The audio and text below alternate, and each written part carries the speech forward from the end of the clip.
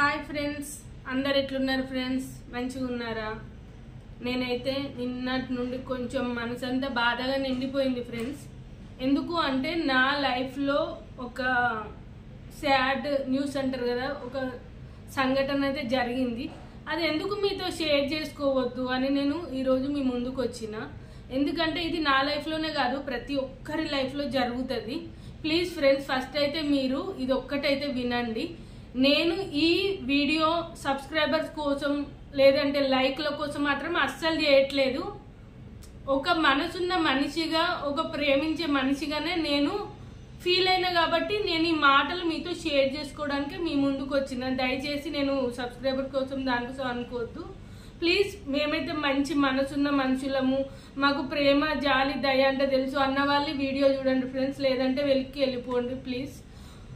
అయితే నేను ఏంటంటే ఒక ఫ్రెండ్ ఉంది ఫ్రెండ్స్, నాకు నా లైఫ్లో జరిగిన ఈ సంఘటన మీరు అనుకొని ఉండొచ్చు మాకెందుకు చెప్పాలి అని. అంటే ఫస్ట్ ఫ్రెండ్స్, బేసికల్గా నేను ఎప్పుడు నా ఇంట్రడక్షన్ అనేది నేను చెప్పుకోలేదు. నేను ఒక్క ముక్కలో చెప్పాలనుకుంటున్నాను ఫ్రెండ్స్. నిజంగా నా ప్రొఫెషనల్, నేను టీచింగ్ ప్రొఫెషనల్.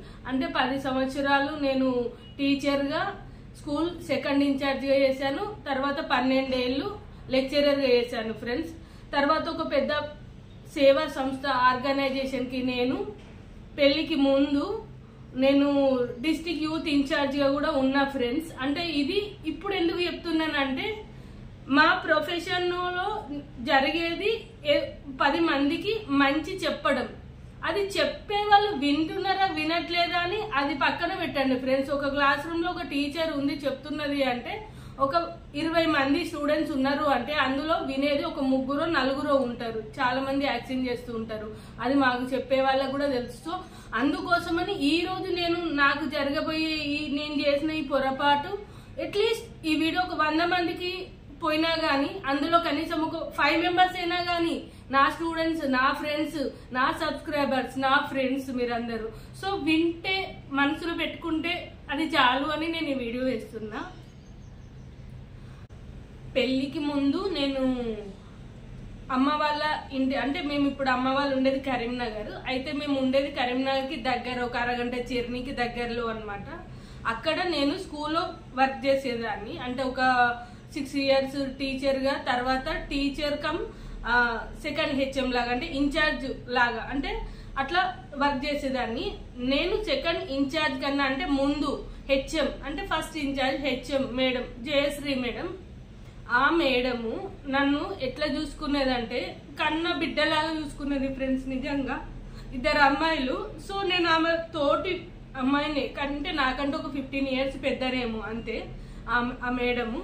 ఆమె జయశ్రీ మేడం అని ఎందుకు అంటున్నానంటే, నేను ఎప్పుడు ఎంత క్లోజ్ గా ఉన్నా, ఎంత కూతురులాగా నేను ఆమె మీద చెయ్యేసి ఆమెను కొట్టి, అంటే జోక్లా ఇట్లా దెబ్బలాడుకుంటూ గిచ్చుకుంటూ ఇట్లా చేసినా గానీ ఏ రోజు నేను పేరు పెట్టి పిలవడం, అక్క అని పిలవడం చేయలేదు. మేడం అని పిలిచేదాన్ని. అయితే రీసెంట్ గా కొన్ని రోజుల ముందు ఏం జరిగిందంటే, ఆమె చిన్న కూతురు ఫస్ట్ మ్యారేజ్ డే రోజున వాటర్ కెనాల్ ఉంటుంది కదా ఫ్రెండ్స్, పక్కన వాటర్ కెనాల్ పక్క నుండి వాళ్ళ చిన్న కూతురు హస్బెండ్ ఇద్దరు బైక్ లో వెళ్తున్నారంట. వాళ్ళు ఏదో పొరపాటున కళ్ళలో డస్ట్ ఏదో పడిందని అందులో పడిపోయినరు, బైక్ తో సహా అందులో పడిపోయినరు. ఆ అమ్మాయి చనిపోయింది ఫ్రెండ్స్. అంటే జయశ్రీ మేడం వాళ్ళ చిన్న పాప కీర్తన చనిపోయింది. చిన్నప్పుడు నేను స్కూల్లో చేస్తున్నప్పుడు నా చుట్టూతో తిరిగేది, చాలా ప్రేమగా ఉండేది. నేనేం చేయాలి ఫ్రెండ్స్, వెంటనే కాల్ చేసి మాట్లాడాలి కదా జయశ్రీ మేడంతో. చేయలేదు. ఎందుకు అనంటే ఆమె ఫోన్ నేను చేస్తే ఆమె, సారీ ఫ్రెండ్స్ ఏడుపాగట్లేదు, నేను ఫోన్ చేసి మాట్లాడితే ఆమె ఏడుస్తుంది. నేను ఇంత క్లోజ్ అయ్యి ఉండి నేను కాల్ చేయడం ఏంది ఏదో పెద్ద.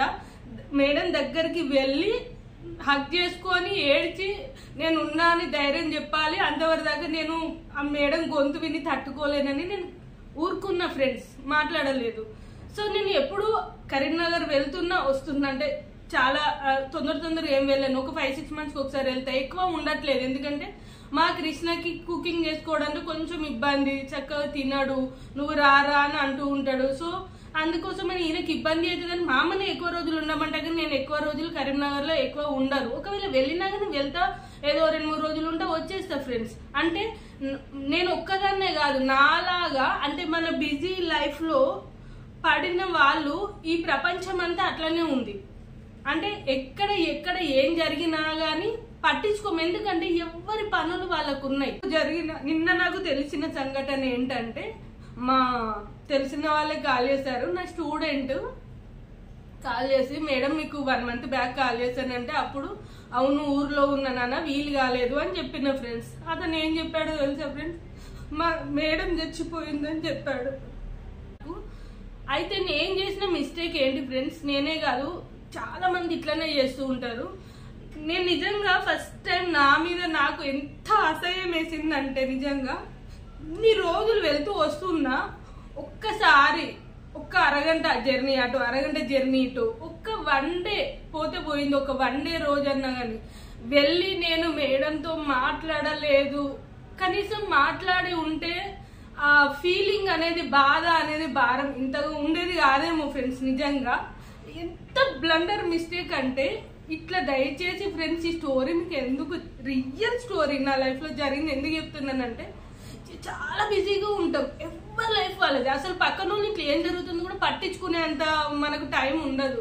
కానీ ఫ్రెండ్స్ ఒక్కటైతే వినండి, మనల్ని ఎవరైనా ప్రేమిస్తున్నారు మన కోసం, ఒక 10 సార్లు మనం నెగ్లెక్ట్ చేసినా గానీ, వాళ్ళను కొప్పడినా గానీ మళ్ళీ మళ్ళీ మళ్ళీ మళ్ళీ మన కోసం మాట్లాడాలని తప్పిస్తున్నారు, మనల్ని చూడాలని కోరుకుంటున్నారు, మనల్ని ప్రేమిస్తున్నారు అంటే వాళ్ళ కోసం మనం తప్పకుండా ఈ పనులు, ఈ ఆఫీసులు, ఈ స్కూల్స్, కాలేజెస్, ఇవన్నీ ఇల్లు పిల్లలు ఎప్పుడు ఉండేవి ఫ్రెండ్స్. ఒక్కటి గుర్తుపెట్టుకోండి ఫ్రెండ్స్, ఇక్కడ ఏమనిపిస్తుందో అది చెయ్యండి. వీలు అవుతలేదు, అది అవుతలేదు అని అసలు చూడొద్దు.